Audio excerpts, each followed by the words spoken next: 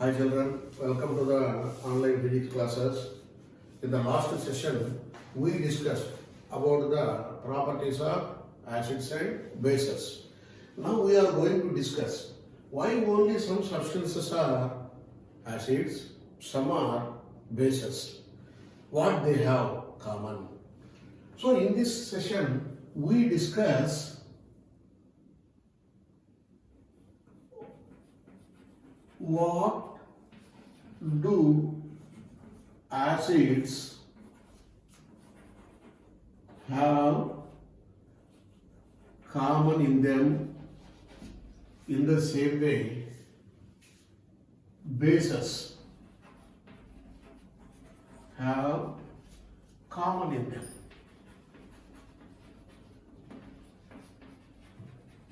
So first we discuss about the acids. What the acids have common, or what is common among all the acids. To discuss this one, let me discuss a simple activity. For this activity, we took the HCl solution, H2SO4 solution, alcohol solution,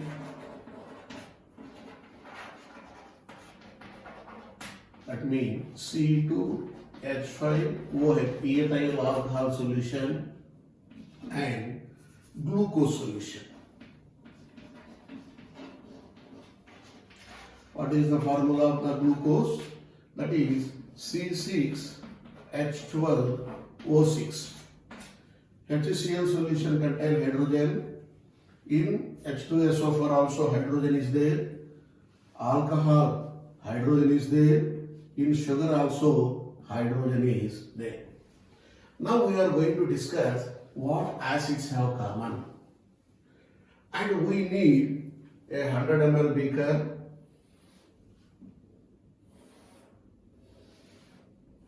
Now, into the 100 ml beaker, we took the hydrochloric acid first.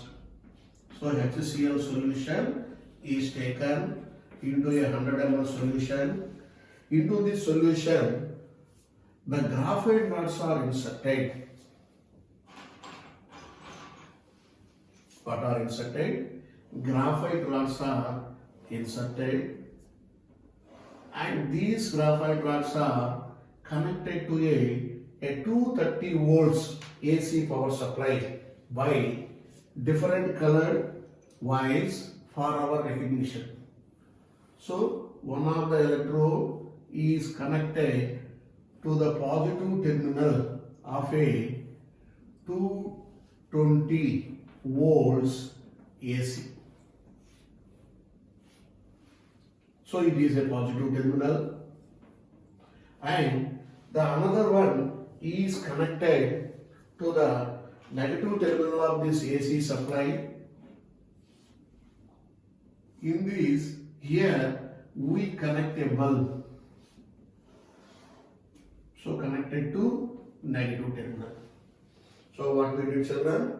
A glass beaker is taken. Into the beaker, 100 ml of the HCl solution is taken. Into the solution, what are inserted? The graphite rods are inserted, and these are connected to a 220 volts AC power supply and a bulb with the help of the conducting wires. Now, by switch on here,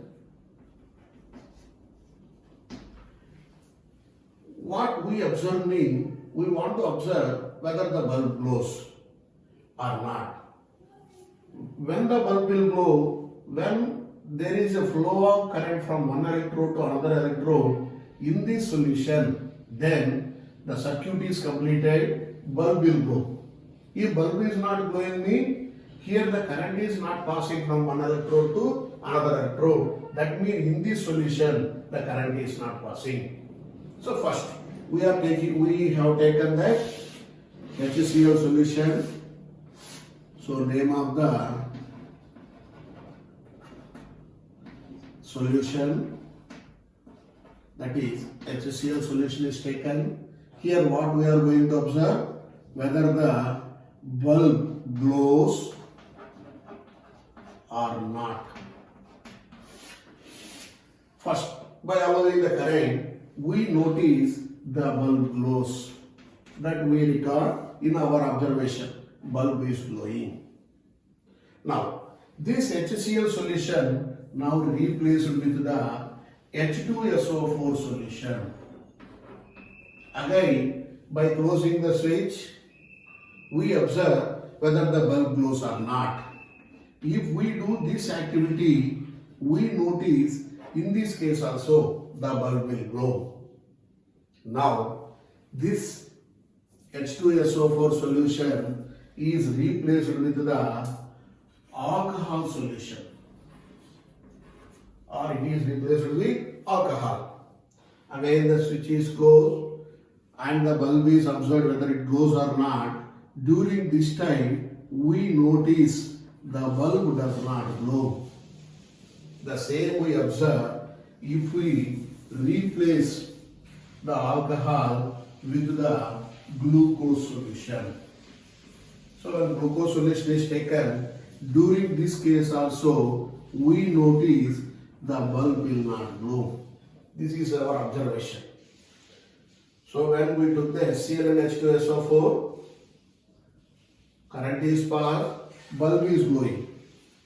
When alcohol and glucose solutions are taken, during the time bulb is not glowing. Why? Let's observe. When HCl is taken or HCl solution is taken, when current is passed, that means electric current is passed, what will happen means this HCl dissociate into H positive and Cl negative ions. So in that solution there are ions. These ions will carry the current from one electrode to another electrode, hence the bulb is blown. So HCl dissociates into H positive ion and Cl negative ions. Instead of that one, in the second case, what we took? We took that H2SO4. This H2SO4, when electricity is passed, it dissociates into H positive ions and sulfate negative ions.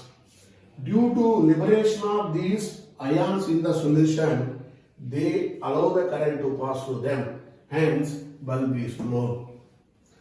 Then why the bulb does not glow in alcohol and glucose solution? If we take the alcohol solution, in alcohol what is present? C2H5OH. When the electricity is passed, the alcohol solution, ethyl alcohol, will be in the same manner. No ions are produced. No H plus and negative ions are produced. If you take glucose, C6H12O6, in this case also the glucose remain in the form of glucose only. No ions are liberated. Due to absence of the ions in the solution, these solutions are not allowing the current. Hence we notice the bulb is not glowing. So what is the reason here? Here no ions are produced by these two. Due to this, they are unable to conduct the electricity. So with this, we have an idea. The acids, when electricity is passed, they are producing the ions. Among these acids, what is common? Here we observe the HCl is producing the H positive ion. H2SO4 is also producing the H positive ion. If you take nitric acid, that will also produce the H positive ion. So with this, we can say the acids have commonly produces H positive ions in their solution. But these H positive ions are highly unstable, cannot exist independently. Hence what they do, they combine with the water. around 4 to 6 water molecule they associate and produces the H3O positive ion known as hydronium ion. Due to these hydronium ions, they are able to allow the current to pass through them. So now what is common among all the acid? Among all the acid, the common is H positive ions. But they unable to exist long time independently. They associate with the water molecule and we have H3O positive ions, hydronium ions. These are common for all the acids. Any doubt? And this question may be asked in different ways. One of the question, draw the diagram showing acidified water conduct the electricity for 4 marks or 2 marks. Otherwise, though alcohol and glucose contain the hydrogen, but they are not categorized as acids. Why?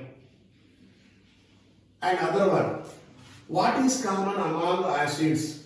For all these questions, the answer will be same. During the passing of electricity, the acids undergo ionization, producing the ions, which are responsible for the conduction of electricity. Among these ions, what are common? H positive ions are common. Then why the alcohol and glucose solution are not conducting mean? They are not undergoing ionization. Hence, they are not allow the current to pass through them. Now come to this one. What is common among all the bases? Now we repeat the same activity in place of the HCl and H2SO4. What we took mean for this activity, we took the NaOH solution and we took the potassium hydroxide solution, and already we have what is the solution of alcohol solution and glucose solution. Now how to do the activity? Say what we did in the previous activity, that we repeat here. First we took the NaOH solution into this one. The current is allowed and we observe whether the bulb glows or not. That is recorded. So what is this one? Here we write name of the solution or name of the compound. So first we took what? NaOH, whether the bulb glows or not.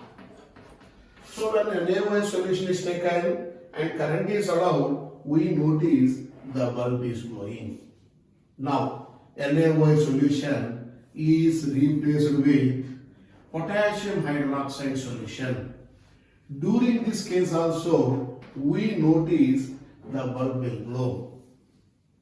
Now this KOH solution is replaced with the alcohol solution. Is the bulb glows?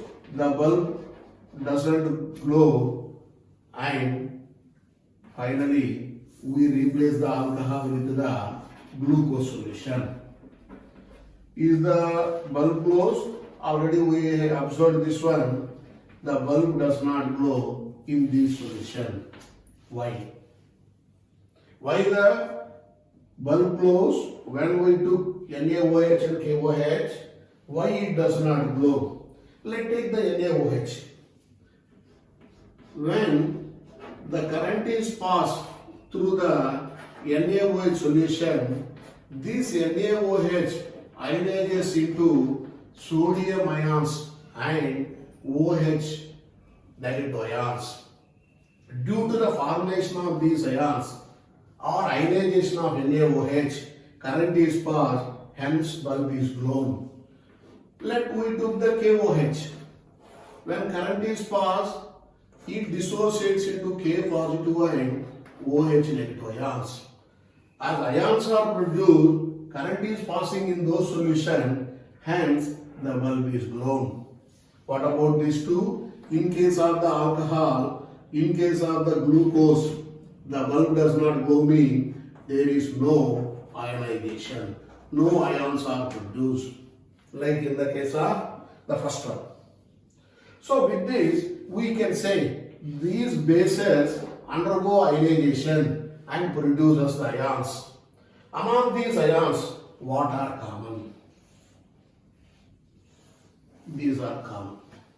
So bases have common. What is that? All bases have commonly OH negative ions produced in their aqueous solution.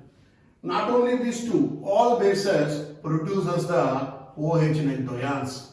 So with this, we can conclude that all acids liberates the H positive ions in their aqueous solution, or they produce H3O positive ions commonly. Bases, all bases commonly produces the OH negative ions. That we can verify with the different examples. Any doubt, children? Let we do not only these two acids and two bases. Let's take some more example. Now we discuss HCl in its aqueous solution produces the H positive ion side Cl negative ions, H2SO4, H positive ion side SO4 negative ions, HNO3, it is producing H positive ions and NO3 negative ions. H2CO3 produces the H positive ions and CO3 negative ions. H3PO4 phosphoric acid produces the H positive ions and PO4 negative ions. Now, what is common among all the acids? Among all the acids, this is common. What is that? All acids commonly liberates the H positive ions in their aqueous solutions. Let's take the bases. Sodium hydroxide, in its aqueous solution, it produces Na positive ion side, OH negative ions. Potassium hydroxide produces K positive ion, OH negative ions. LiOH, lithium hydroxide, produces Li positive ion, OH negative ions. And MgOH twice, magnesium hydroxide, produces magnesium positive ion sign, OH negative ions. Calcium hydroxide in its aqueous solution produces calcium positive ions and OH negative ions. Not only these, all the bases. That means all bases have a common. What is that? They produce the OH negative ions. With this, we can give a statement. All acids liberates the H positive ions in their aqueous solutions. All bases liberate or produces OH negative ions in their aqueous solutions. In the same manner, all bases produce the H positive ions mean there are certain bases which does not dissolve in the water. That means some bases only soluble in water. The base which soluble or which dissolve in water is generally named as alkali. Very, very important. What is alkali? An alkali is a base that dissolve in water. Why we separately stating this one means there are certain bases which doesn't soluble in the water. They are basic, but a base means it should soluble in the water. Read out. Now, or the acids liberate H positive ions only in the aqueous solution, or acids liberate H positive ions in all the cases. Let we discuss a simple activity. For this activity, we took 1 gram of sodium chloride and concentrated sulfuric acid, and we need the blue litmus paper, wet, and the first one dry, the next one is wet. So what material we need? 1 gram sodium chloride, a concentrated sulfuric acid, and litmus paper, dry and wet, and a boiling test tube. Let's observe this activity. A boiling test tube is taken. Into the boiling test tube, what we have taken? We have taken 1 gram of sodium chloride. NaCl is taken. To this one, what is added? We added concentrated sulfuric acid.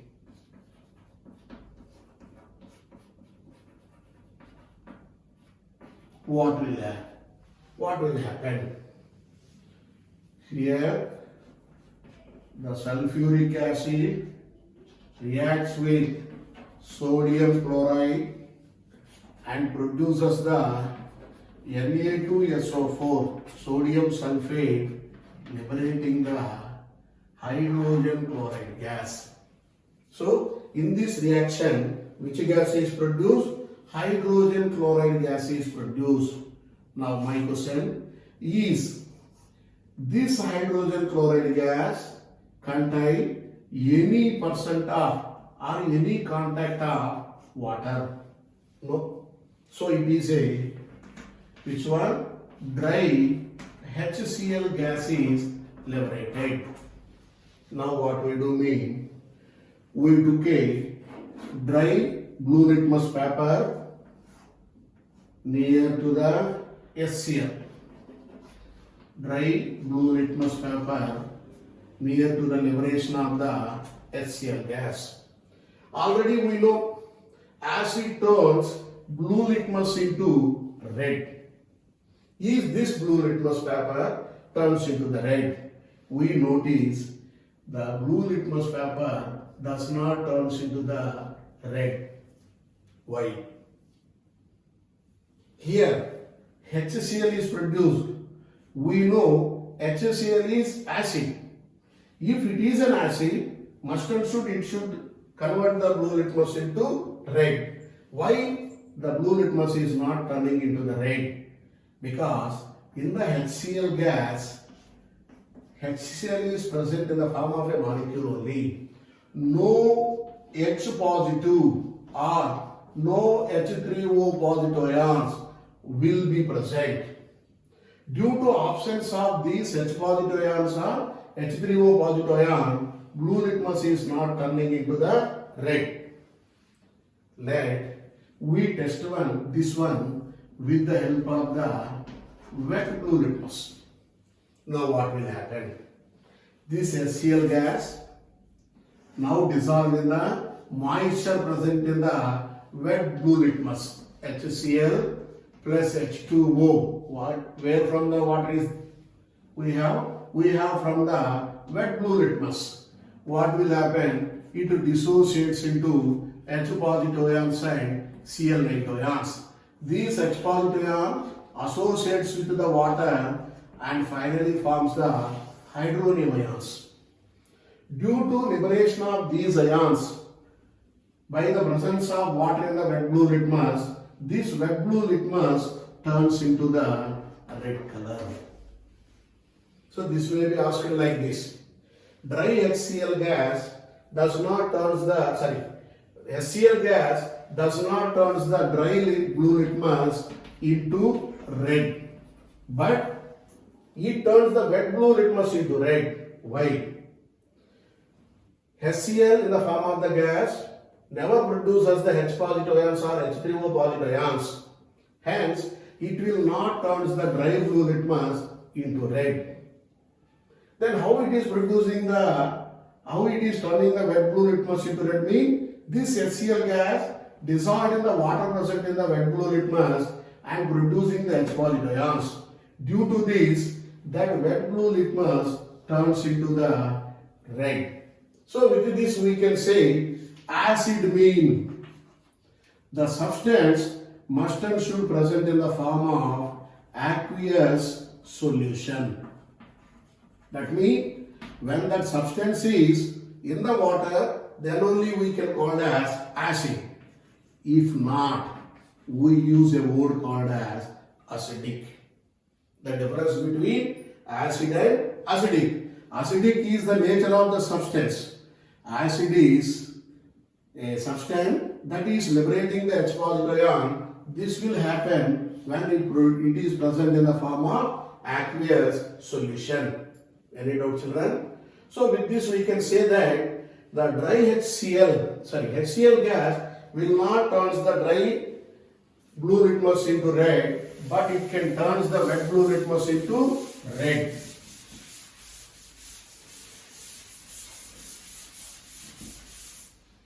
And to know the process of liberation of this one, let's take the HCl. When HCl is in its aqueous solution form, what will happen? It produces H positive ions and Cl negative ion. Due to liberation of H positive ion, we call it as a acid. In the same way, let's take the sodium hydroxide. In its aqueous solution, this sodium hydroxide produces the Na positive ions and OH negative ions. As OH negative ions are produced, we call sodium hydroxide as a base. Now, what we are going to discuss we are going to discuss about this acid is added with water or a base is added with water. What will happen? When acid is added to the water, the concentration of the acid decreases. This process is called as dilution. What is meant by dilution? Dilution is the process of lowering the concentration of acid or decreasing the concentration of the base. Same, here also when base is added to the water, its concentration decreases. This process is also called as dilution. During dilution, what will happen? To observe this one, we took a test tube. Into the test tube, concentrated hydrochloric acid is taken.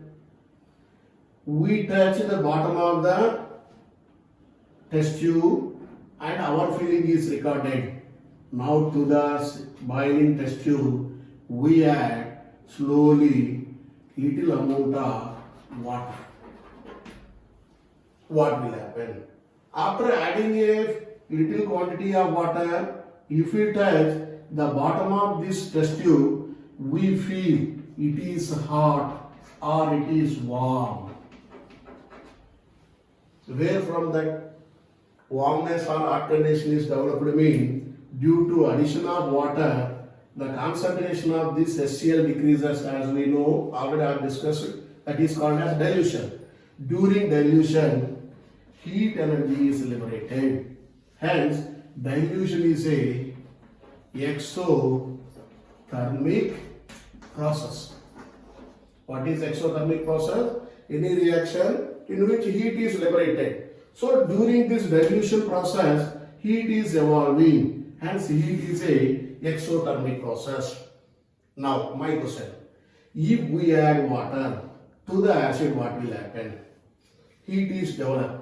During this process, large amount of heat is liberated. Sometime, due to liberation of large amount of heat, the mixture present in this test tube may splashes out in the form of vapors, may cause harm to us. That's why never water is added to the acid.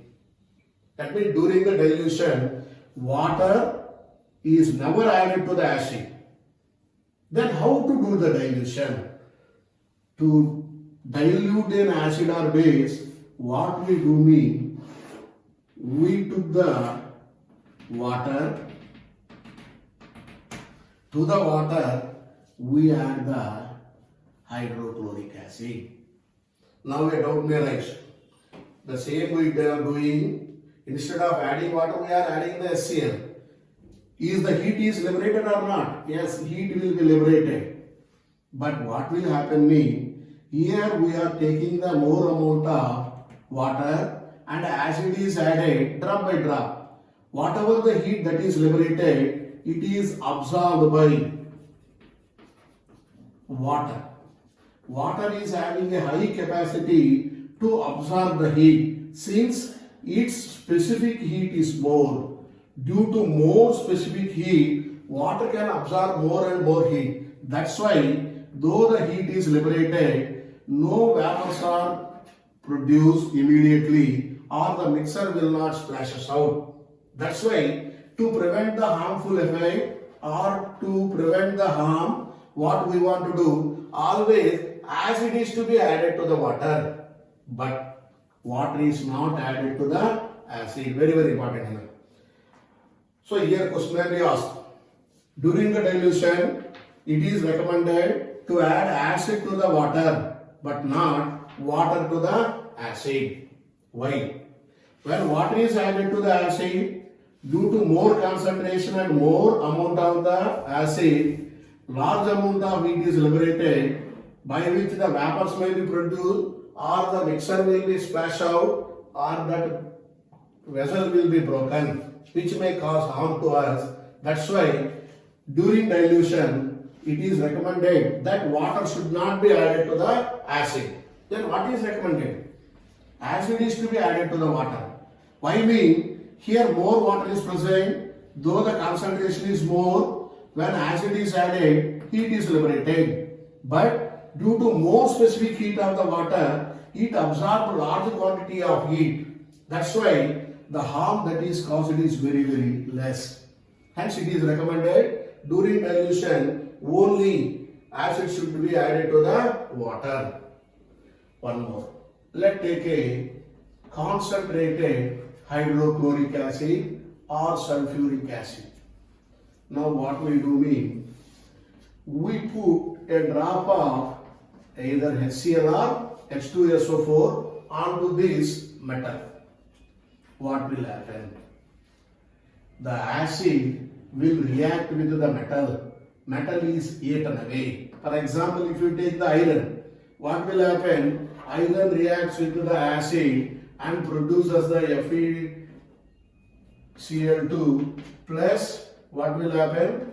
Hydrogen gas is liberated. The metal is eaten away. That's why we can say that either the acid or the base is known as corrosive.